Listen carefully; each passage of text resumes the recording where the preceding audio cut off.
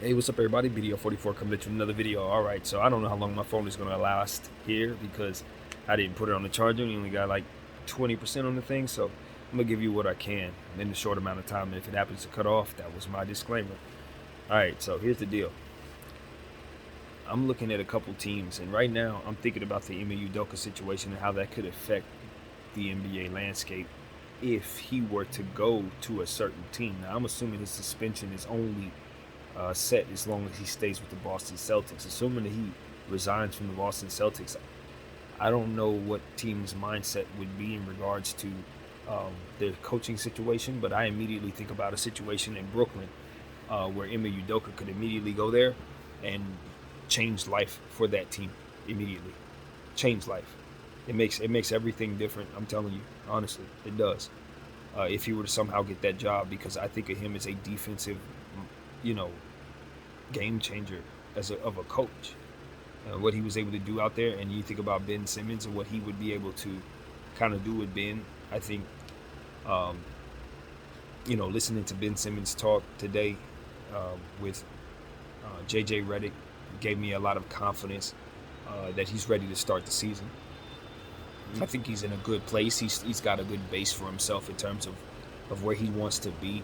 You can still see he's still trying to get comfortable, but I really was encouraged by what I saw, and I think he's in a good place, ready to play some basketball. Now, whether or not he's back is going to respond to that. Obviously, he spoke on the injury, and now we have clarity as to what exactly happened there, and it was extremely concerning, but it wasn't the first time he had it happen. So the back is good now. From what I understand, he's back at 100%, but that's an issue that really, really concerns me about him going forward. That's just scary, man. The way he said that his back essentially collapsed as he was trying to climb up some stairs. Uh, that's just one of those type of things. It's like, all right, we really want to keep an eye on him and not ask him to do too much. So that's always been my thing with the Brooklyn Nets.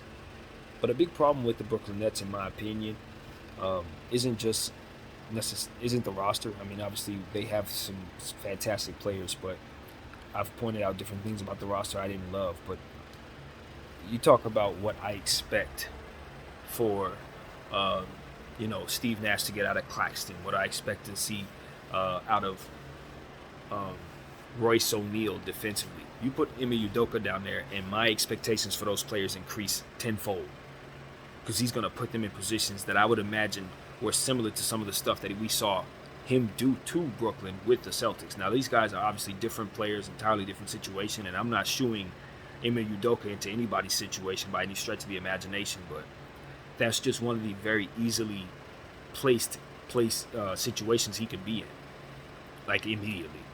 There would be nothing in my mind keeping me from hiring him if I'm Joe Tsai. Nothing at all.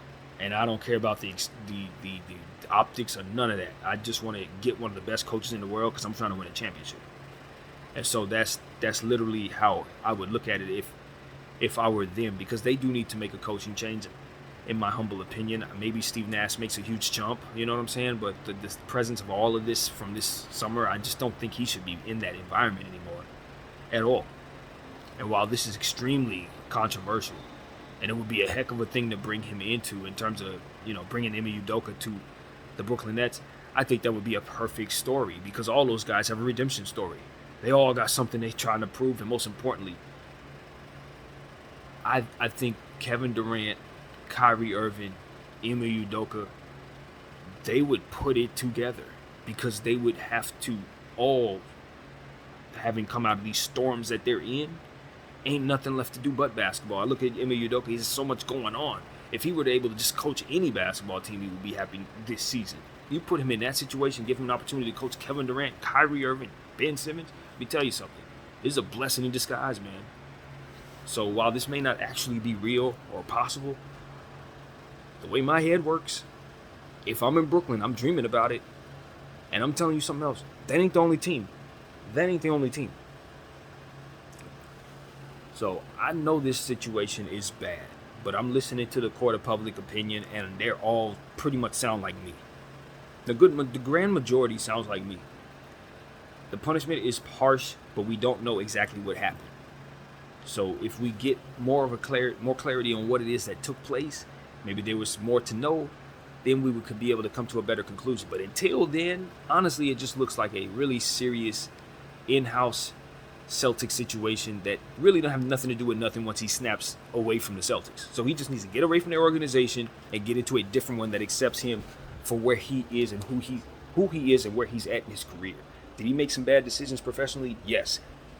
Do I imagine he would be in a position to make those decisions again? It depends on where his mindset's at. That's as honest as I can be.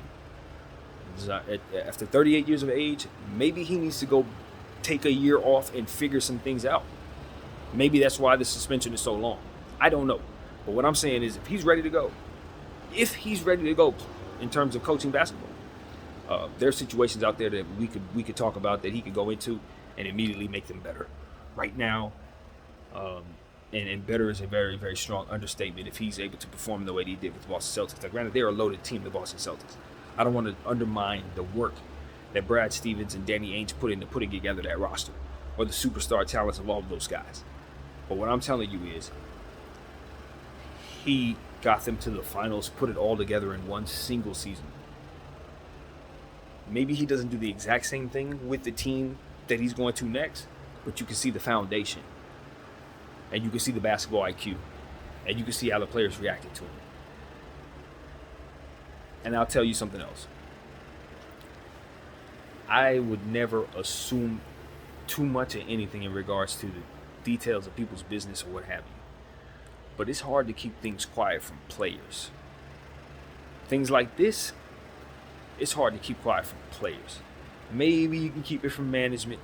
Maybe you can keep it from, the outside world. But your own teammates, they're going to get a whiff of what's going on. In a situation like this, there's going to be a couple guys who are going to know what's up just off the strength of the energy. So that was not something in my mind, and this is a complete assumption from afar. I don't think the team's going to be caught off guard by the news. I don't think that. Maybe some guys, but not everybody. I think there's some people who are in that organization who already knew about this, who had probably already came to terms with it on their own. You know what I mean? Whatever way it's necessary, whether it be a conversation to be had or not. They know what's up, and that's just kind of how it works in my mind. I think that about most situations such as that. So, as I see this situation going forward, I don't think the Boston Celtics are really looking at him as a team saying we don't want our coach back or he's disgraced us or something. I don't think the players feel that way at all. If anything, they probably feel the same way the rest of us do. And they would hope that the Boston Celtics would lower that suspension so they can have their coach back for this season. And something tells me that they are going to do that. Even though the suspension is at 1 year right now, if they don't fire him and the details don't come out that there's something seriously awful about this situation that we don't know about, if it's just as is and they're just being harsh and punishing him just off of whim, I'm pretty sure they will reconsider. The wisdom of not doing this should be starting to set in at some point because the season's about to start and they don't have their coach. That's a problem for any team, but it's definitely a problem when the coach is really, really, really, really talented. And so that's what you have here is a whiz kid phenom of a coach who's already started off doing things historically great and wrong. That's the truth. That's why one would never assume that he wouldn't do this again. That's the problem. If one is, and I'm going to say this with a lot of respect, if one is dumb enough to do this one time, one may be dumb enough to do this again. But one would hope that the scrutiny of all of this would settle in his gut in such a way that he would set certain boundaries for himself that he would never cross again. You know what I mean? Some people are like that.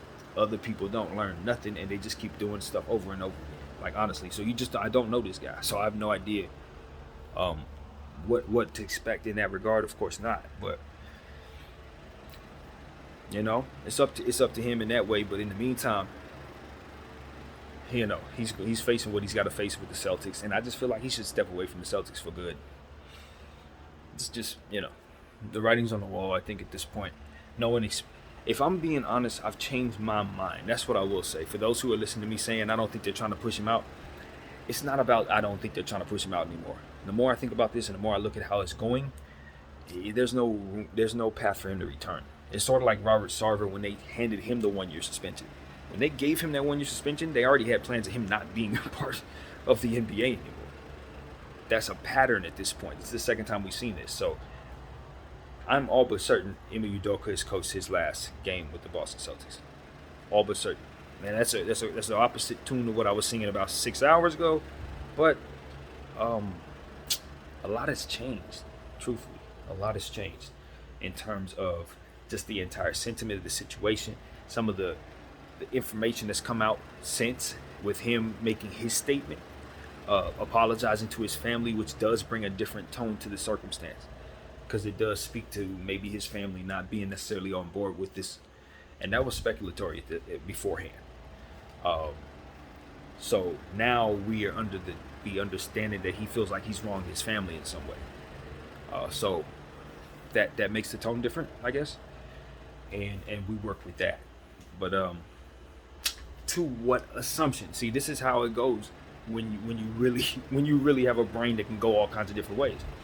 He could be apologizing to his family for just the overall revealing of this circumstance. It doesn't necessarily mean, even now, that he cheated, or that his wife may not have been aware of what was going on here. So however that plays out, I try my best to leave room for what it is I don't know, and even still, we do not know. And I'm still hearing extra rumors. That's another thing. And now people making stuff up, as I always like to say about things that I hear that don't have merit. People are making things up. And if they happen to stick at some point, that looks bad too. You feel me? Because now I'm hearing there's another woman involved. So it's like, I heard that murmur earlier. Now people are floating it around, probably pulling it out of their own skulls. But this is the type of stuff that's being floated. So we wait. That will affect how we view this going forward, of course. But as I started this thing dreaming about him being a part of the organization that is the Brooklyn Nets, that's not the only organization, of course, that should want him, even in the presence of all of this scandal, because he's that good of a coach. But we do understand that one of the problems about this situation is decision making, and that's been talked a lot about on the big, stations as I've been listening to him. That's a big part of understanding the fullness of what he's being reprimanded for. It's that you allowed yourself to decide something that would hurt the team. It's not even about what that decision is. It's just that you made a decision and now it's a problem. And so can we trust your decision making going forward? Where it's sort of like the idea of when you say, if you've lied to me, how can I trust anything that comes out of your mouth? It's in that same ballpark, because now you're looking at the situation and you're saying, where does his bad decision making end? As I said earlier, could he do this again? Maybe, maybe not. Some do, some don't. Could he be a guy who lets this bleed into other decision making? Where does this end? Does this affect some of his choices on the floor? Is he a volatile mindset? Will he just snap one day and may this be a problem? See, these are the type of things that you have to question. And because you have to question it, it's best that there's distance between you and him being the organization. You know what I mean? It's like, this is bad, man. This is bad. And that is why you get these big, huge suspensions and these elaborate, loud displays, because they want to deter this behavior, and they want to make it so that people understand that if you make these decisions, whether you feel strongly or not, these consequences will be so harsh that you will regret what it is you're involved in. So if you're in love or something like that, they want to try to get you to choose the business. You feel me? So that's why it's so dang harsh. So yeah, my understanding is evolving as I'm studying the circumstance, and it just is what it is. When you're trying to guard against certain things in business, I always talk about this. Sometimes it's not about simply the ethics of a situation. It's about the eyes on you while you're handling a situation. And sometimes you don't know, and when I say you, I mean it's the public.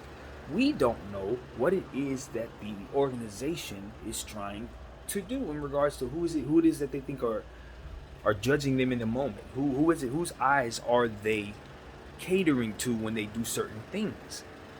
And so that's ultimately how I'm trying to understand and try to form my understanding around the situation. It's like, what is Boston?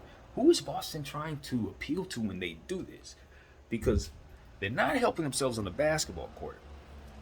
Really, all it seems like they're doing is stirring up nonsense, real nonsense, around a situation that is already chaotic. You see what I'm saying? It's like, okay, chaos is taking place.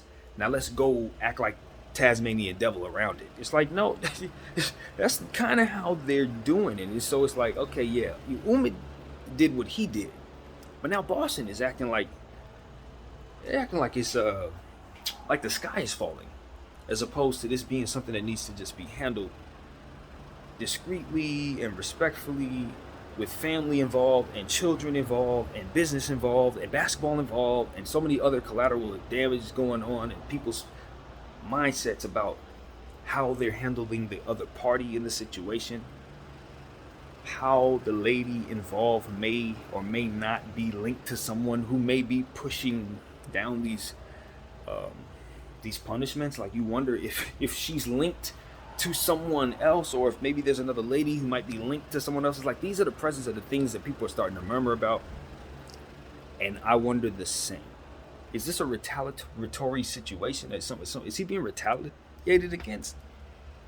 You know, is it like, and because the information comes to us so in such a way that leaves so many questions, we can allow our imagination to fly into a million different directions. And that is exactly what you're seeing the internet do. And it's annoying, but this is what this situation is creating. This is why everybody who has a voice is coming down on Boston just as much as they're coming down on Ime Udoka, because they're the ones, it seems to me, that are stirring the pot. And I can't seem to figure out why, as I'm saying, but you know, we'll just keep on watching, and that's pretty much that. You know, Ime Udoka is a great coach, you know what I mean? I don't think there's going to be any reason at all for teams to shy away from believing in him as someone who can lead their basketball team from an X's and O's standpoint. Can he lead men with good decision making is an entirely different question, and that's something he's going to have to answer. He's going to have to answer that. And in one season, it looked like he got him to the finals. It was looking great, but now we go back to square one. And this is why situations like these are such a slippery slope, because one would think these two things should not be connected at all. You know, like, just on a very surface level, they shouldn't be at all. Man had a consensual relationship, got caught. Okay, does that mean that he can't coach a basketball club? Of course not. But when you start looking at it the way we've been talking about it these last 8 minutes, and your money's wrapped up in it, and you got to make a bet on whether or not he's going to get it right or not, then you got to start doing things differently, as opposed to just, if it's your homeboy, you're like, all right, well, either I forgive him or I don't. But now it's like, nah, this is my money, so I got to guard against certain things. I got other businesses wrapped up in our profit, so I got to make sure this profit is locked. He can't be a problem. Like, these are the type of things that goes on in business. So that's what this is. It's a business. Before basketball, unfortunately, in the art form and all the stuff that we truly are passionate about, the NBA is a business. And they're going to make damn sure they cover their situation and make sure that no one is going to be a deterrent to their bottom line. And that's not just limited to Ime Udoka. That's also organizations and owners alike. And so the Boston Celtics, I would tell them, just like I said in the video last night, when you act like this, all you doing is making people look at you and wonder if there's a reason for why you're acting like this. You look suspicious. You look suspicious. I cannot stress that enough, Boston. Brad Stevens, you guys, ownership, y'all gotta really think about what you're doing right now, man. You know, and I say this from a position from far, far away. If the details are horrible, that's something that you probably should have leaked with the information, so that we wouldn't be in this space of limbo looking at you guys like you're doing things the wrong way. And so it appears that way to me.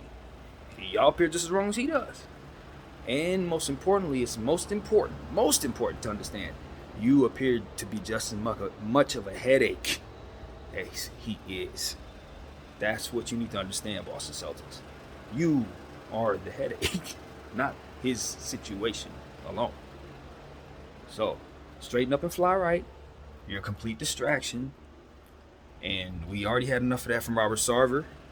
And Kyrie and KD, that situation, and the lock of the Gobert trade. It's been too much, you guys. The NBA is too much. It's all the wrong reasons we're talking about this league. For all the wrong reasons. My name is BDL44. I thank you all for watching. I'm out.